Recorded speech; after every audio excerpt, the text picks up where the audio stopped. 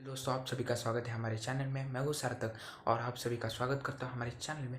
तो आज हम देखेंगे एप्रिसिएशन ऑफ द पोएम में कैसे आउट ऑफ स्कोर करके हमारे इंग्लिश का जो पेपर है उसको तोड़ फोड़ देंगे। तो चलिए आज की इस वीडियो को शुरू करते हैं। तो आ गए हमारे स्क्रीन के ऊपर।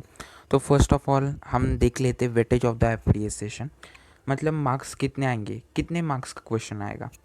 तो यहाँ पे जनरली 5 मार्क्स का होता है। अगर आपकी 20 मार्क्स का पेपर हो तो शायद 3 मार्क्स का आ सकता है, पर अगर आपका पेपर 50 या 80 मार्क्स का हो तो श्योरली 5 मार्क्स का ये एप्रिसिएशन ऑफ द पोएम आएगा। तो चलिए फटाफट से इसके पॉइंट्स देख लेते हैं। और मैं बता दूं फिर से एक बार कि ये हमारा अपडेटेड पोर्शन है। अपडेटेड पोर्शन मतलब जो हमारे बोर्ड है, पहले क्या होता था 8 से 9 पॉइंट्स होते थे, सॉरी 7 to 8 पॉइंट्स। अब ये कंफर्म मुझे मतलब अभी देखा नहीं है मैंने, पर 7 to 8 पॉइंट होते थे, उसमें से आपको लिखना था और पॉइंट वाइज लिखना था आपको। तो पहले मैं आपको ये एक चीज़ बहुत अच्छे से बताना चाहता हूँ कि जो भी अपडेटेड है अभी वो आपको पैराग्राफ फॉर्मेट में लिखना है। अभी वो कैसे लिखना है वो मैं एक आपको एग्जांपल के तौर में एक पोएम ली है मैंने, उसका अभी नेक्स्ट थोड़ी देर में बाद में बताऊंगा। पहले हम ये पॉइंट समझ लेते हैं और इसके मार्क्स कितना वेटेज है हर पॉइंट के लिए वो भी देख लेंगे। यहाँ पे मैंने एक स्क्रीनशॉट निकाला है, अगर आप चाहे तो फटाफट से यहाँ पे स्क्रीनशॉट निकाल लो, क्योंकि और इसका प्रिंट निकालो और अपने बुक में चिपका लो, या इंग्लिश बुक में कहो या टेक्स्ट बुक में कहो, ठीक है। क्योंकि ये बहुत मुश्किल से मुझे मिला है, जो कि इसमें मैंने टीचर से बात की तो उन्होंने बताया हाँ ये एकदम वेरीफाइड है और ऐसे ही कुछ एग्ज़ाम में आने वाला है। तो चलिए फटाफट से शुरू कर दें। तो फर्स्ट पॉइंट है हमारा टाइटल। टाइटल यानी क्या, पोएम का जो टाइटल रहता है, अगर हमने ले लिया कुछ भी XYZ पोएम है तो उसका कुछ एक टाइटल होता है, वो आपको लिखना होता है सिर्फ सिंपल। और इसको आप करेक्ट वे से लिखते हो अच्छे से तो आपको हाफ मार्क्स यहाँ मिल जाएगा, ठीक है। कोई भी गलती नहीं करनी है, ठीक है। सेकेंड है पोएट। अभी पोएट जो पोएम के पोएट है या पोएटिस्ट, पोएट मतलब यही नहीं अगर वो पोएट है तभी लिखना है, पोएटिस्ट हो तब भी लिखना है। तो इसको आपको यहाँ से हाफ मार्क मिल जाएगा। तो यहाँ पे आपको कितने हो गए, 1 मार्क मिल गया, ठीक है। अभी थर्ड है राइमिंग स्कीम। अभी राइमिंग स्कीम क्या होती है, राइमिंग स्कीम मतलब जो हमारे राइमिंग वर्ड होते हैं उसके हम एक स्कीम निकालते हैं, जैसे कि hot dog, okay, hot dog ये हो गए rhyming word. Light fight, okay, might tight. अभी हमने क्या किया, इसको क्लासीफाई करेंगे तो अब ये इसके राइम स्कीम क्या बन रही है, ABC, मतलब अभी राइम स्कीम में क्या लिखेंगे हम, AABBCC। आप चिंता मत करो, अभी आपको समझ में नहीं आया तो अगर आपको चाहे तो मैं इसके ऊपर सेपरेट वीडियो बना दूंगा। अभी हमारा फोर्थ पॉइंट है figure of speech. Figure of speech होता क्या है, फिगर ऑफ स्पीच होता ये है कि अगर हम पोएम को और सुंदर बनाना चाहते हैं तो हम फिगर ऑफ स्पीच का यूज़ करते हैं, जो कि बहुत से लोग अपने पोएम में कर चुके हैं। तो वो आपको ढूंढना रहता है सिंपली। आपके पोर्शन में ज़्यादा तो फिगर्स ऑफ स्पीच नहीं है। और मैं आपको एक बहुत IMP टिप देना चाहता हूँ, एक पोएम में ज़्यादातर ज़्यादा 5 से कम फिगर ऑफ स्पीच रहते हैं, 5 या 5 से कम। तो आपको टेंशन नहीं लेना है, आपको सिर्फ पोएम वाइज उसको देखना है कौन से फिगर ऑफ स्पीच, और उसको लिस्ट आउट करना है। लिस्ट आउट करने के बाद जो भी पोएम आपको एग्जाम में आएगी उसका सिर्फ 2 से 3 राइम स्कीम लिखो और फिर 2 से 3 फिगर ऑफ स्पीच। यहाँ पे आपको एक एक मतलब 2 मार्क्स और ऊपर का एक 3 मार्क्स मिल जाएंगे। तो 3 मार्क्स यहाँ पे कंफर्म हो गए। अब मैंने बहुत से पेपर चेक किए यानी मतलब सुपरवाइज किए और टीचर से बात की, तो मुझे ये पता चला कि ये जो हमारे पहले 3 मार्क्स है वो बच्चों को मिल जाते हैं आराम से, पर ये जो लास्ट वाला पॉइंट है बहुत IMP है। रुको मैं यहाँ पे स्क्वायर कर देता हूँ। तो ये जो हमारा सेंट्रल थीम है, ये हमारा सेंट्रल जो थीम है वो बहुत इम्पॉर्टेंट है। ये जो है ये बहुत इम्पॉर्टेंट है, ओके। आप फिर से मैं कह रहा हूँ एक स्क्रीनशॉट ले लो, हमारे स्क्रीन के ऊपर आपको शो हो रहा है वो। तो थीम क्या होती है वो आपको समझनी होगी। कुछ कुछ बच्चे क्या करते हैं, जो पोएम है वही की वही लिख देते हैं, इससे टीचर को गुस्सा तो आता ही है और वो रॉन्ग भी हो जाता है। तो पहले मैं आपको बताता हूँ थीम या सेंट्रल थीम क्या होती है। तो अगर आप एक पोएम को उठा लो, ठीक है, 9th की 1.1 लाइफ, ठीक है, आप इसको ले लेंगे, ठीक है। तो क्या है लाइफ पोएम में, पोएट जो पोएट होता है ये कवि होता है, वो आपको क्या बताना चाहता है उस पोएम के थ्रू, मतलब वो पोएम से आपको क्या संदेशा देना चाहता है वो आपको इस सेक्शन में लिखना है। और बोर्ड ने ये बहुत अच्छा किया है कि आपको यहाँ पे आपको ब्रैकेट में दिख रहा होगा, फिर से मैं एनोटेशन के इससे दिखा देता हूँ कि ये आपको सिर्फ 2 या 3 लाइन्स में लिखना है। कितने किस 2 या 3 लाइन्स, मतलब बहुत लंबा चौड़ा लिखने की कोई ज़रूरत नहीं है। आपको क्या समझ में आया ये सिर्फ आपको इस सेक्शन में लिखना है। और अगर आप ग्रामेटिकली और थोड़ा सा ही लिखना है पर अच्छा लिखना है, वो ग्रामेटिकली करेक्ट होना चाहिए। और जो आपकी स्किल्स है, राइटिंग स्किल्स, वो आपको इसमें दिखाने हैं, मतलब आप कितना अच्छा इंग्लिश लिख सकते हो। ठीक है। मुझे पता है वीडियो बहुत लंबा हो रहा है, थोड़ा सा लंबा चौड़ा हो रहा है, पर अगर आप ये दिमाग में फिट कर लोगे कि क्या लिखना है इस सेक्शन में, तो आपको बहुत अच्छा हेल्प मिलेगा। तो मैंने एक बच्चे से बात की कि उसको एप्रिसिएशन ऑफ द पोएम में 5 मार्क्स का क्वेश्चन आया था, 4.5 मिले थे, उसका एक हाफ मार्क्स कहा गया। तो वही मार्क्स थीम सेंट्रल आइडिया में जा चुका है। उसने क्या किया, उसने बहुत अच्छा लिखा, मैंने पढ़ा उसका आंसर, पर वो उसने ग्रामेटिकल मिस्टेक जो किए इसलिए उसका हाफ मार्क्स काट दिया गया और हाफ मार्क्स उसके हाथ से निकल गया। तो मैं कह रहा हूँ प्लीज़, और मेरे जितने भी वीडियो होते हैं उसमें मैं एप्रिसिएशन ऑफ द पोएम में रेडीमेड आपको मटेरियल देता हूँ। ओके, 9th स्टैंडर्ड हो गया, 10th स्टैंडर्ड हो गया, तो आप मेरे चैनल पे चेक कर सकते हो। ठीक है, कोई ये बात नहीं है। तो हम मेन टॉपिक पे आते हैं। अभी स्कोर कैसे करेंगे हम इसमें से। तो पहले आपको क्या करना है, एक काम कर लो, पहले एक पेज निकालो और ये सब लिख लो पॉइंट्स, या स्क्रीनशॉट ले लो। ठीक है, अभी मैं एक एग्जांपल देने वाला हूँ। ये 9 की एक पोएम है, फर्स्ट पोएम है। पोएम से कुछ फ़र्क नहीं पड़ता, पर जो लिखना है वो ज़रूर है, वो आपको एक्सप्लेन करूँगा। तो चलिए अगले स्क्रीन की तरफ। तो दोस्तों यहाँ पे मैंने एक एग्जांपल लिया हुआ है। ओके, ये 9th स्टैंडर्ड की पोएम है, इसका नाम है इनविक्टस। ओके, ये पोएट है इसके विलियम एनरेस्ट हेलेन। राइम स्कीम है A B A B। यहाँ पे मैंने सिंपल एग्जांपल लिया हुआ है जिससे आपको और अच्छे से समझ में आएगा। तो फर्स्ट ऑफ ऑल यहाँ पे मैंने जो पिछले हमारे स्क्रीन पे दिखाया था कि 5 पॉइंट है, तो यहाँ पे इन्होंने फॉर अंडरस्टैंडिंग ओनली, आपको इस फॉर्मेट में है, ये इस फॉर्मेट में नहीं लिखना है। अगर आप इस फॉर्मेट में लिखते हो तो आपको एग्ज़ाम में 0 मिल जाएगा, जो आपको नहीं चाहिए। आपको क्या चाहिए, आउट ऑफ चाहिए। तो आपको किस फॉर्मेट में लिखना है, तो ये यहाँ पे दिया हुआ है पैराग्राफ फॉर्मेट में। ठीक है, हमारा आंसर शुरू होता है यहाँ से। अगर आपको क्वेश्चन आता है, यहाँ पे मैं क्वेश्चन कैसे आएगा ये बता देता हूँ। अभी right an appreciation of this poem with the help of the given point.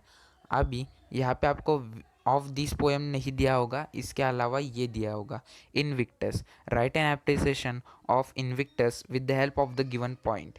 Given points भी नहीं होगा, ये गिवन पॉइंट्स भी नहीं होगा, आपको इतना सिर्फ दिया होगा कि right an appreciation of the poem Invictus, इतना ही दिया होगा। अब ये इन्होंने ये क्यों दिया हुआ है, क्योंकि ये पोएम के नीचे है। अभी इन्होंने बहुत इंपॉर्टेंट नोटिस दिए। ठीक है, ये भी आपको ध्यान में रखना है। पहले पढ़ लेते हैं। The point format of the appreciation of the poem given here for easy understanding, however it is to be written in the form of paragraph in the examination, try it here. Okay, तो ये इन्होंने यहाँ पे बताया कि ये जो points दिए हुए हैं इन्होंने यहाँ, ये सिर्फ समझने के लिए है, और जो आपको एग्ज़ाम में किस प्रकार लिखना है यहाँ पे मैंने लिखा है। और प्लीज़ ये ध्यान में रखिए, कभी भी पॉइंट फॉर्मेट में अब से मत लिखो, 0 मार्क्स मिलेंगे। इसमें लिखो, अगर आप स्कूल भी कह रही है आपको कि इस फॉर्मेट में लिखो, तब भी मत लिखना। टीचर को आप एक्सप्लेन करो कि टीचर नहीं, अपडेट हो चुका है हमारा पोर्शन। ठीक है, तो चलिए फटाफट से देख लेते पैराग्राफ फॉर्मेट। अभी द पोएम इनविक्टस, यहाँ पे मुझे हाफ मार्क्स मिल गया। अभी कैसे, ये हो गया हमारा टाइटल द पोएम इनविक्टस, यहाँ पे मुझे हाफ मार्क्स मिल गया। बाय विलियम एंड्रेस्ट हेनली, फुल स्टॉप, यहाँ पे मुझे हाफ मार्क्स मिल गया। कितने हो गए, 1 मार्क्स हो गए। 1 मार्क्स यहाँ पे मिल गए मुझे। ठीक है, the rhyme scheme is A B for all stanzas. Okay, अभी यहाँ पे ये जो इतनी सी लाइन लिखी है, मुझे यहाँ पे 1 मार्क्स मिल चुका, और पिछला 1 मार्क्स, कितने हो गए, 2 मार्क्स मिल चुके मेरे को। Okay, there are many figures of speech और सच एज पर्सोनिफिकेशन। अभी ये जो मैजिक लाइन है, ओके मैं थोड़ा सा, हाँ okay, there are many figure of speech. Okay, ये मैंने मैजिक लाइन ढूंढ के निकाली आपके लिए, ये खास टिप है, नोट डाउन कर लीजिए सब फटाफट से, क्योंकि ये अगर आप लिखोगे तो आपका थोड़ा सा बड़ा भी दिखेगा एप्रिसिएशन, और अच्छा भी दिखेगा कि हाँ बाबा इसको समझ में आ चुका है कि इसमें फिगर्स ऑफ स्पीच है, इसलिए इसने लिखा है there are many figures of speech. ठीक है, अभी आप इसमें से जो भी फिगर्स ऑफ स्पीच है वो लिखना ही है, पर इसमें जो बहुत ध्यान देने वाली चीज़ है वो है कि जो भी आप फिगर ऑफ स्पीच बता रहे हो उसके एक एग्जाम्पल देना है। मतलब अभी समझ लो कुछ तो पोएम है, उसमें से एक लाइन है और वो हमें पर्सोनिफिकेशन दिखाती है, तो वो लाइन लिखनी है और उसको एक्सप्लेन करना है। अगर आप एक्सप्लेन करते हो तो आपको 1 मार्क इजीली मिल जाएगा। अगर आप नहीं करते हो तो आपको -1 या हाफ मार्क्स मिल सकता है। ठीक है, तो अब वो एक्सप्लेन जरूर कीजिएगा, और अगर आपने नहीं किया तो आपको सिर्फ हाफ मार्क्स मिल जाएगा। ठीक है, तो मैंने यहाँ पे लिखा है there are many figure of speech such as personification, और यहाँ पे मैंने एक्सप्लेन किया है। देखिए, in the fell clutch of circumstances is personified, it is said to be डचिंग विकेडली। ओके, तो यहाँ पे जो क्लचिंग है, क्लचिंग हम ह्यूमंस का मतलब ये रहता है पर्सोनिफिकेशन। ओके, पर्सोनिफाइड क्या है, मतलब एक उसको पोएम को और सुंदर बनाने के लिए उसे वो यूज़ किया है पर्सोनिफिकेशन। अभी थीम एंड सेंट्रल आइडिया, ये जो है ये बहुत इंपॉर्टेंट है, आप मार्क कर लो यहाँ पे, और यहाँ पे या स्क्रीनशॉट निकाल लो। इतने ही लाइन लिखते हैं, मैंने कितने लाइन लिखे, 1 2 3 4 5 लाइन लिखो। और मैंने जो पिछला स्क्रीनशॉट देखा था वहाँ पे आपको बोला था कि 2 to 3 लाइन्स। ओके, अगर आप 2 to 3 लाइन्स लिखते हो तो एग्जामिनर क्या करेगा, अगर मैं एग्जाम समझ लो आप स्टूडेंट हो और मैं एग्जामिनर हूँ, तो अगर आपने 2 से 3 लाइन लिखे तो मैं क्या सोचूंगा, हाँ इसने तो 3 ही लाइन लिखे, चलो ग्रामेटिकल मिस्टेक ढूंढ लेते हैं, और आपको 2 मार्क्स के, रुको, हाँ 2 मार्क्स के अलावा मैं क्या कर दूंगा, उस वहाँ पे 1 मार्क दे दूंगा और 1 मार्क कट कर लूँगा। ठीक है, तो इससे अच्छा है आप 5 लाइन्स लिख लो, उसमें से अगर आपके 4 लाइन्स करेक्ट आते हैं तो आपको 2 मार्क्स इजीली मिल जाएंगे। ठीक है, तो यहाँ पे मैंने 5 लाइन्स लिखे, चलो पढ़ लेते। The powerful poem is all about showing the courage in the face of death and the will to survive with the dignity in the face of the severe hardship. Full stop. The poet stresses that alone is responsible for the actions, and though he has been battered by the fate, and he was not being conquered. तो यहाँ पे मैंने 5 lines लिखे, और उसमें से सारे poem का जो मुझे पता चला है, क्या बोलते हैं हम, भावार्थ लिखते हैं हिंदी का पोएम का, वैसे ही है। जो मुझे समझ में आया है वही लिखना है। अगर आप ओन वर्ड्स में लिखते हो तब भी मार्क्स मिलेंगे। सिर्फ आपको एक ध्यान में रखना है, 5 लाइन्स एटलीस्ट, और मिनिमम से minimum 3 lines, minimum and maximum, maximum and minimum. ये मैं रिकमेंड करूँगा आप ये वाला ऑप्शन चूज़ करो, क्योंकि अगर ये करोगे तो ज़्यादा से ज़्यादा आपको 1 या हाफ मार्क्स मिल जाएंगे। ये चूज़ करते हो ज़्यादा से ज़्यादा 3 या सॉरी 3 नहीं, 2 मार्क्स होता है ना, तो यहाँ पे 2 आउट ऑफ मिलने के चांसेस है, या 1.5 मिलने के चांसेस है।